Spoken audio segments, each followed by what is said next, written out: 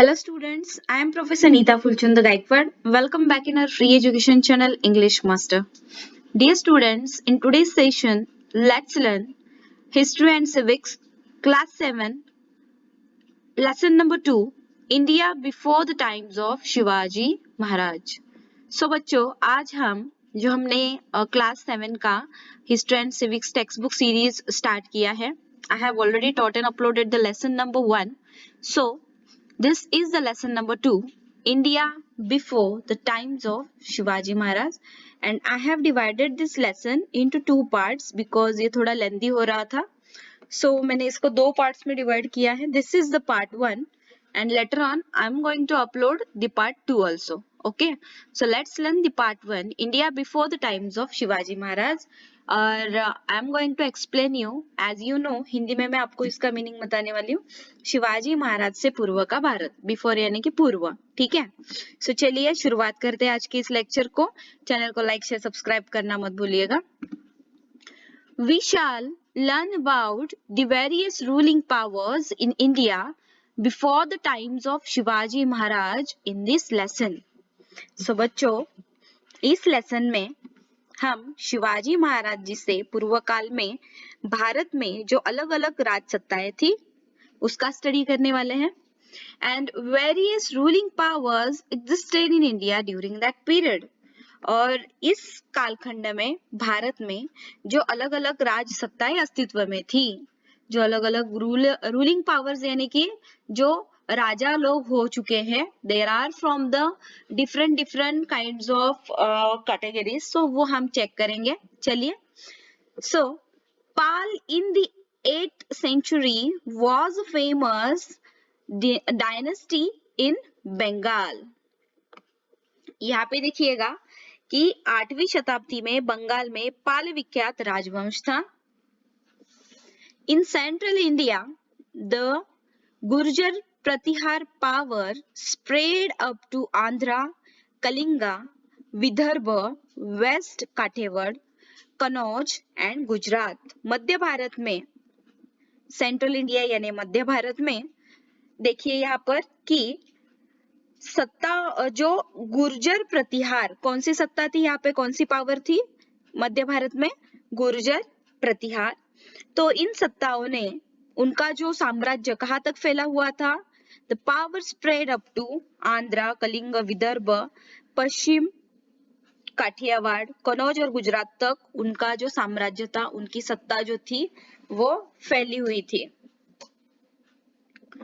Among the Rajput dynasties in North India, the Ghadwal and the Parmar dynasties were the important ones. तो बच्चों, उत्तर भारत के राजपूत वंशों में गढ़वाल वंश और परमार वंश ये महत्वपूर्ण थे.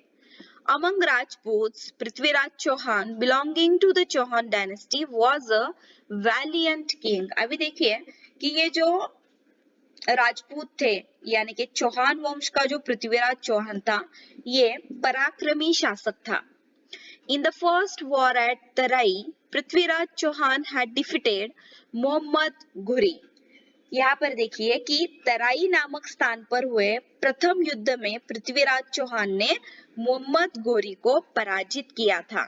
डिफीट करना यानी क्या? पराजित करना. But Muhammad Ghori defeated Prithviraj Chauhan in the second war at तराई. लेकिन तराई में जो दूसरा युद्ध हुआ, पहले युद्ध में तो देखिए पृथ्वीराज चौहान ने मोहम्मद घोरी को पराजित किया था, डिफीट किया था. लेकिन दूसरे वॉर में, सेकेंड वॉर में, यहाँ पर मोहम्मद घोरी ने पृथ्वीराज चौहान को हराया था. ठीक है, तो ये आपको ध्यान में रखना है अगर आपको एग्जाम में क्वेश्चन आता है तो. Rajaraja 1 and Rajendra I belonging to the Chola dynasty in Tamil Nadu were eminent rulers. यहाँ पे देखिएगा राजराज 1 यानी कि पहला राजराज और राजेंद्र 1 यानी कि पहला राजेंद्र. इस तरह से इसको हम बोलेंगे कि तमिलनाडु के चोल वंश के राजराज प्रथम और राजेंद्र प्रथम ये असाधारण महत्व रखते हैं. The Cholas conquered the Maldive Island and Sri Lanka using their naval strength. यहाँ पर देखिए कि अभी चोल शासकों ने नौसेना, नावल स्ट्रेंथ यानी कि जो उनकी नौसेना थी, इसके बल पर उन्होंने मालदीव द्वीप और श्रीलंका को जीत लिया। King Vishnuvardhan belonging to the Hoysala dynasty in Karnataka had conquered the whole of Karnataka. अभी यहाँ पर कर्नाटक के होयसल वंश के विष्णुवर्धन राजा ने पूरा जो कर्नाटक था वो जीत लिया। During the reign of Govind third of the Rashtrakuta dynasty in Maharashtra, the Rashtrakuta power spread from Kannauj up to Rameshwar. अभी यहाँ पर देखिए महाराष्ट्र के राष्ट्रकूट वंश के गोविंद थर्ड यानी कि गोविंद जो तीसरे थे, इनके कार्यकाल में राष्ट्रकूट की सत्ता कनौज से लेकर रामेश्वर तक फैली हुई थी। लेटर बाद में Krishna third conquered the region up to Allahabad. तो यहाँ पर देखिएगा कि कालांतर में कृष्ण तृतीय ने इलाहाबाद तक का प्रदेश जीत लिया। 3 डायनेस्टीज ऑफ द, यहाँ पर देखिए कि शिलाहर्स emerged in western Maharashtra. 3 dynasties of the Shilahars emerged in western Maharashtra. emerge होना यानी क्या बच्चों कि हम ऐसा बोल सकते हैं कि उदित होना। शिलाहरों के 3 वंश पश्चिम महाराष्ट्र में उदित हुए। One dynasty ruled over Thane and Raigad in North Konkan, the second in South Konkan, while the third dynasty ruled over some parts of the present day Kolhapur, Satara, Sangli and Belgaum district. यहाँ पर देखिए कि पहला वंश जो था, वन डायनेस्टी, पहला वंश कहाँ पर था? They ruled over Thane and Raigad in North Konkan. तो उन्होंने कोकण में ठाणे और रायगढ़ यहाँ पर राज्य किया। उसके बाद जो सेकेंड वाला था, सेकेंड वाला उनका वंश था, उन्होंने south Konkan, while the third dynasty ruled over some parts of the present day. अभी देखिए दूसरा जो उनका वंश था, पहला वंश तो कोकण में ठाणे और रायगढ़, दूसरा वंश दक्षिण कोकण पर, और तीसरा जो था वो कोल्हापुर, सातारा, सांगली और बेलगाव जिलों के कुछ हिस्सों पर राज्य कर रहे थे। The last prosperous power before the period of Shivaji Maharaj was that of the Yadavs. Shivaji Maharaj से पूर्व काल के अंत में महाराष्ट्र के यादवों की राज्य सत्ता वैभवशाली राज्य सत्ता मानी जाती थी। The capital of Villam V of the Yadav dynasty was at Devgiri near Aurangabad.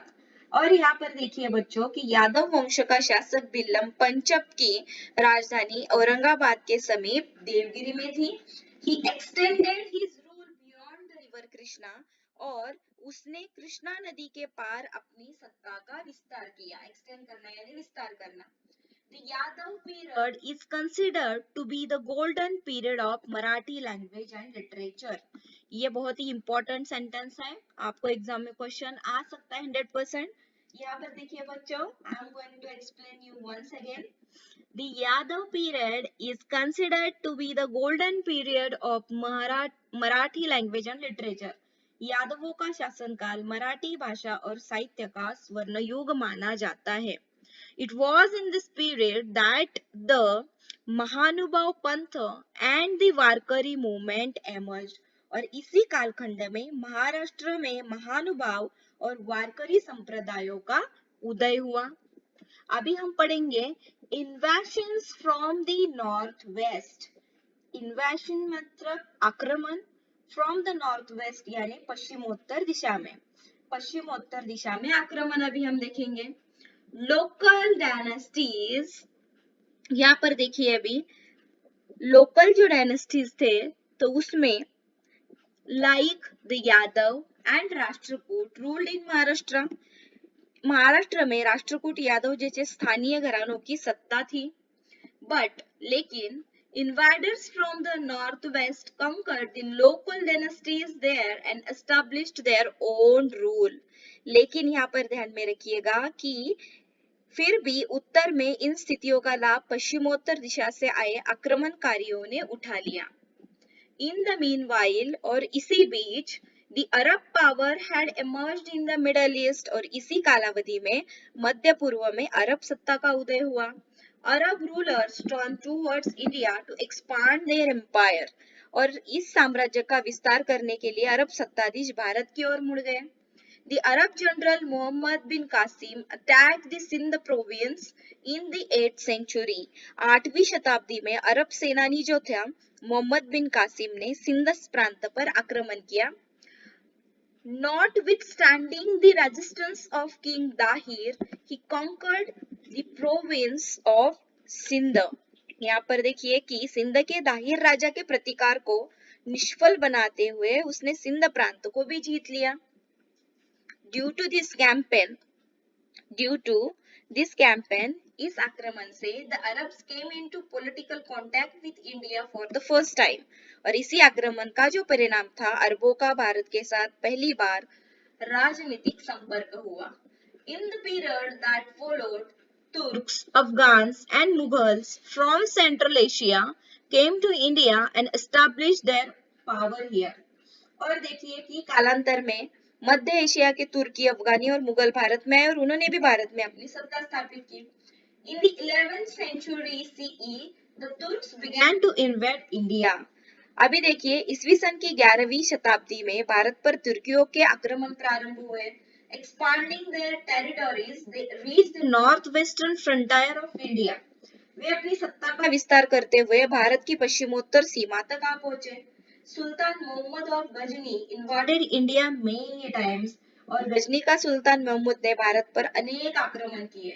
He plundered the rich temples at Mathura, Vrindavan, Kannauj and Somnath and carried away enormous wealth with him. और इसने क्या किया कि मथुरा, वृंदावन, कनौज और सोमनाथ के संपन्न मंदिरों को लूटा और वहां की जो विपुल संपत्ति वो अपने साथ ले गए. इनॉर्मस वेल्थ यानी कि विपुल संपत्ति, धन वो अपने साथ ले गया. The world famous enriched library of the Nalanda university. यहाँ पर देखिए बच्चों कि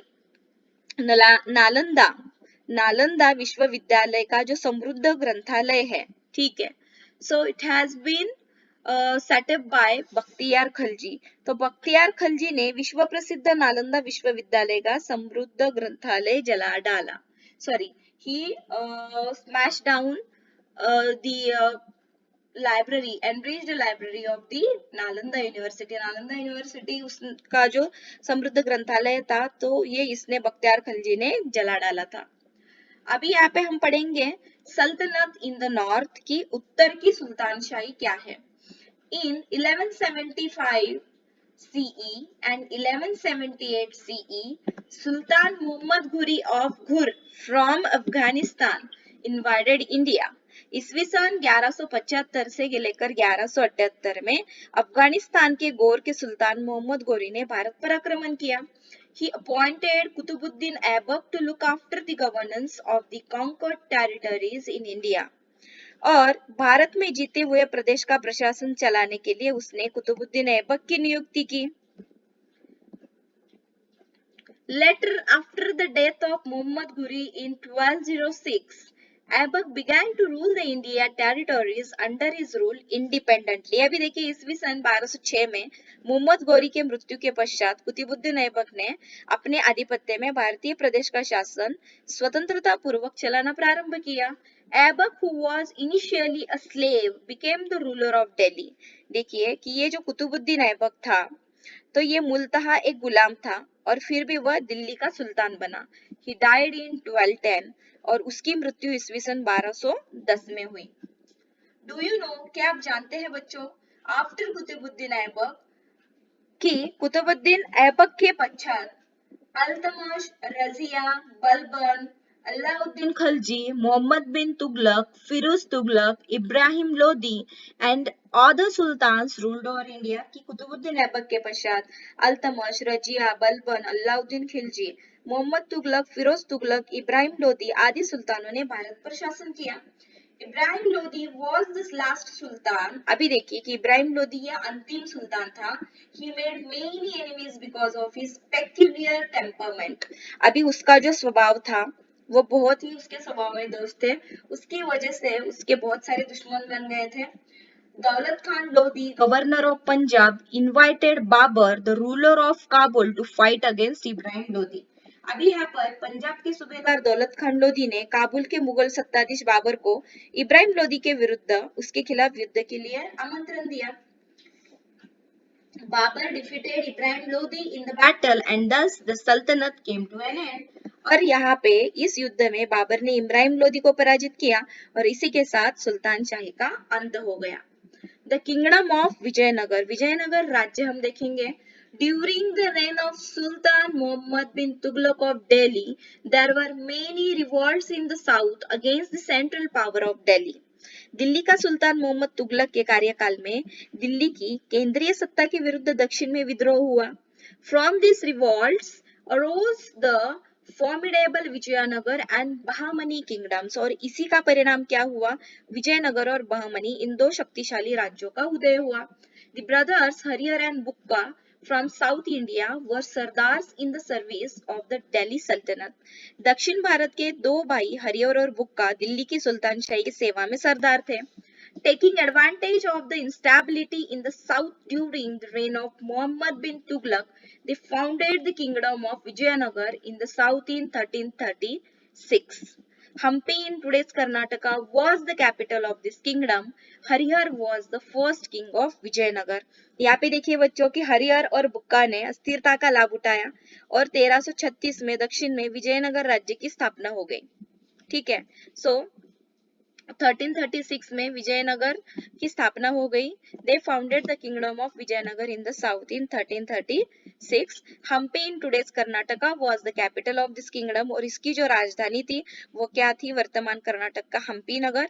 and Harihara was the first king of Vijayanagar, Vijayanagar का प्रथम शासक कौन बना, हरिहर बना।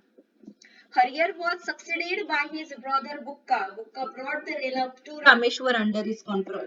हरिहर जो था उसके पश्चात उसका भाई बुक्का सत्तासीन हुआ और रामेश्वर तक के प्रदेश को बुक्का अपने आधिपत्य में ले आया। कृष्णदेवराय, अभी हम देखेंगे, this is the image of Krishnadevaraya. Krishnadevaraya ascended the throne of Vijayanagara in 1509। 1509 में, ईस्वी सन 1509 में कृष्णदेवराय विजयनगर का शासक बना।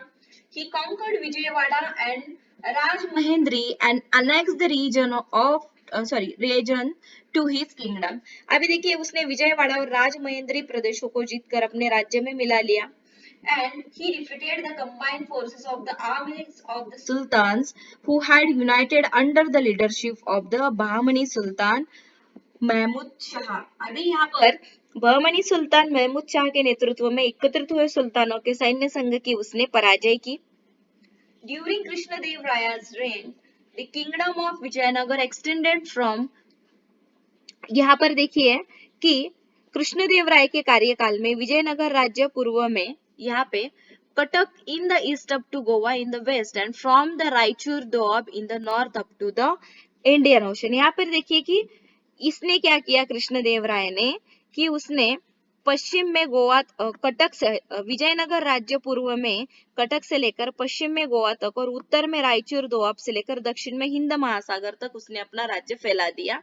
एंड ही डाइड इन 1530, और 1530 में कृष्णदेवराय की मृत्यु हो गई। कृष्णदेवराय वाज अ स्कॉलर, यहाँ पर देखिए उनके बारे में इंपॉर्टेंट थिंग्स हैं, ये एग्जाम में आ सकते हैं क्योंकि वे विद्वान थे। ही रोट, उन्होंने क्या लिखा था, अमुक्त माल्यदा और तेलुगु कंपेंडियम ऑन पॉलिटी। तो उन्होंने अमुक्त माल्यदा नामक ग्रंथ लिखा, तेलुगु भाषा में, राजनीति से संबंधित है।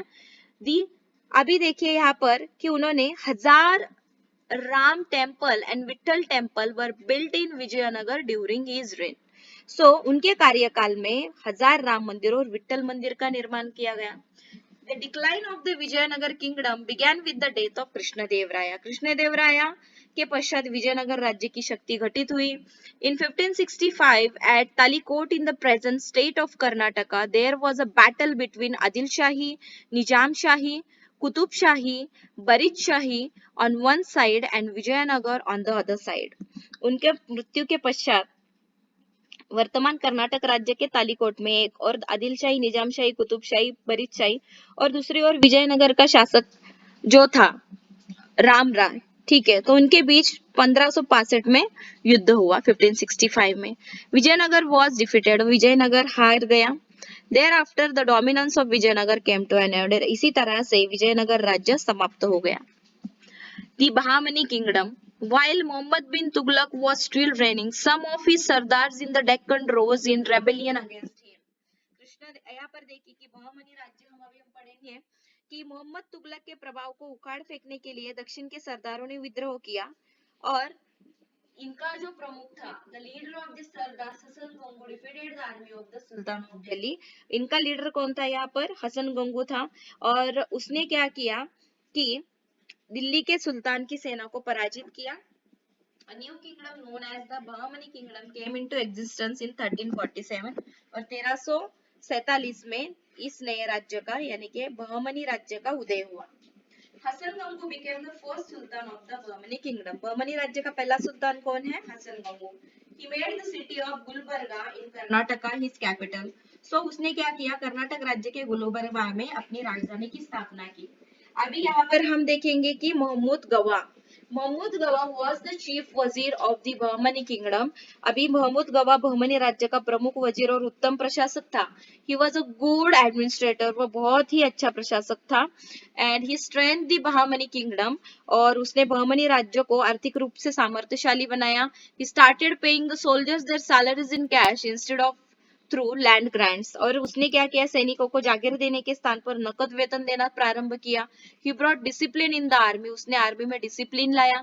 He introduced many reforms in the land revenue system। उसने भू राजस्व प्रणाली में सुधार किया। He opened a madrasa at Bidar for Arabic and Persian studies। अरबी और फारसी विद्याओं के अध्ययन के लिए उसने मदरसा स्थापित किया।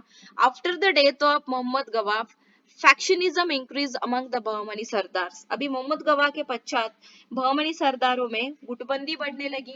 The conflict with the Vijayanagara kingdom had an adverse effect on the Bahmani kingdom. और विजयनगर और बहमनी राज्यों के बीच चलने वाले संघर्ष का बहमनी राज्य पर प्रतिकूल परिणाम हुआ। The provincial governors began to act more independently।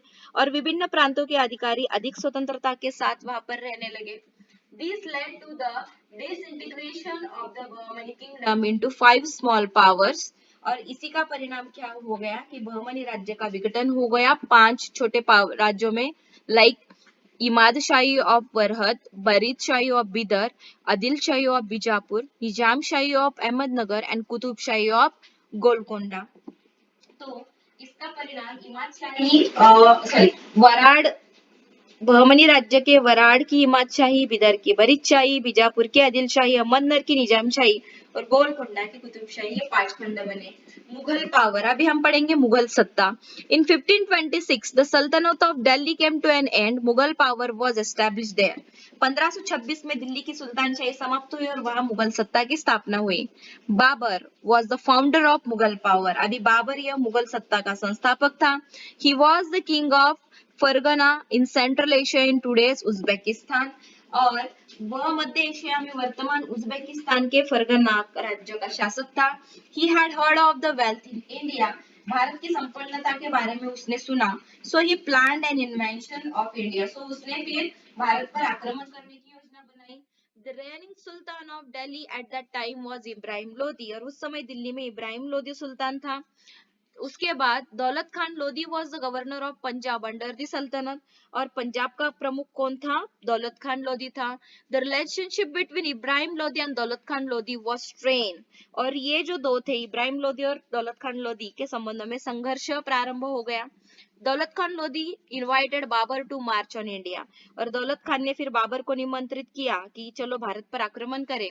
Taking this opportunity, और इसी संधि का लाभ लेते हुए बाबर इन्वेडेड इंडिया। बाबर ने भारत पर आक्रमण किया टू रेपेल बाबर्स इन्वेजन।